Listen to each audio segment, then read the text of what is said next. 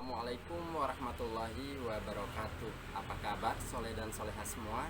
Semoga semua sehat ya. Pada pagi hari ini kita akan belajar tentang perkembangbiakan pada tumbuhan. Silahkan soleh dan soleha menyimak baik-baik materinya. Semangat belajar ya.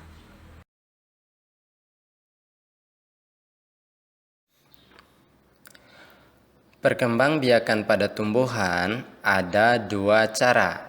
Yang pertama, perkembangbiakan generatif, dan yang kedua, perkembangbiakan vegetatif. Perkembangbiakan generatif adalah perkembangbiakan secara kawin atau pembuahan antara sel kelamin jantan dan sel kelamin betina, atau disebut juga perkembangbiakan seksual.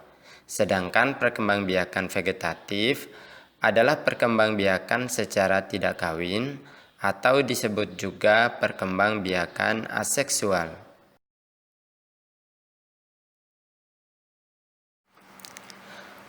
Proses perkembangbiakan generatif pada tumbuhan. Proses terjadinya perkembangbiakan generatif dimulai dengan terjadinya penyerbukan dan pembuahan. Penyerbukan yaitu proses jatuhnya serbuk sari pada kepala putik, sedangkan pembuahan yaitu proses peleburan gamet betina dan gamet jantan.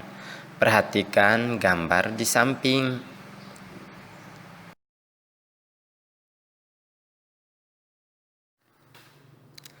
Alat perkembangbiakan generatif pada tumbuhan. Bunga. Bunga adalah alat perkembangbiakan generatif pada tumbuhan. Bunga memiliki alat kelamin jantan atau disebut benang sari dan alat kelamin betina atau putik. Bunga memiliki beberapa bagian bunga, diantaranya ada kelopak, mahkota, benang sari, putik, dan tangkai bunga. Benang sari dan putik disebut alat kelamin pada bunga, sedangkan mahkota dan kelopak disebut perhiasan bunga.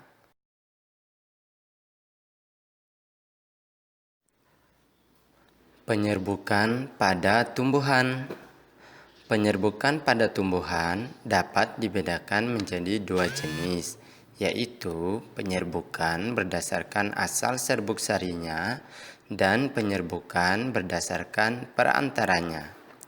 1. Penyerbukan berdasarkan asal serbuk sarinya.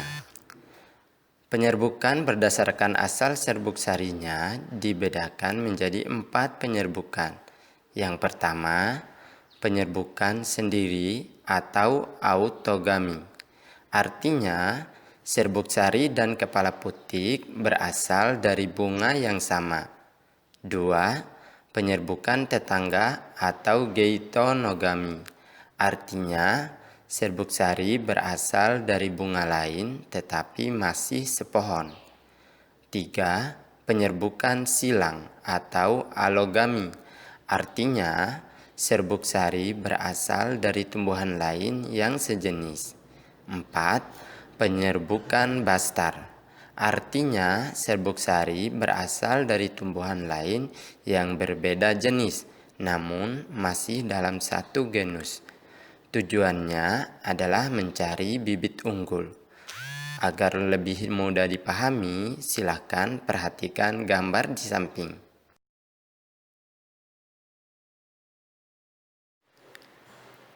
2. Penyerbukan berdasarkan perantaranya. Pertama, penyerbukan melalui bantuan angin atau anemogami. Kedua, penyerbukan melalui bantuan hewan atau zoidiogami. Ketiga, penyerbukan melalui bantuan air atau hidrogami. Keempat, penyerbukan yang sengaja dilakukan oleh manusia atau antropogami. Biasanya dilakukan pada tumbuhan vanili dan beberapa jenis anggrek dengan tujuan mendapatkan jenis bibit baru yang unggul. Perhatikan gambar-gambar di samping. Gambar-gambar di samping adalah contoh dari beberapa jenis penyerbukan berdasarkan perantaranya.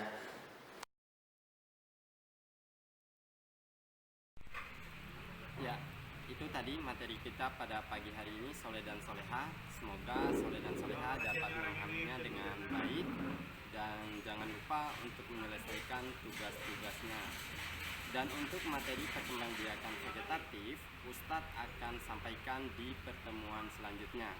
Tetap semangat belajar Soleh dan Soleha. Ustadz akhiri, wassalamualaikum warahmatullahi wabarakatuh.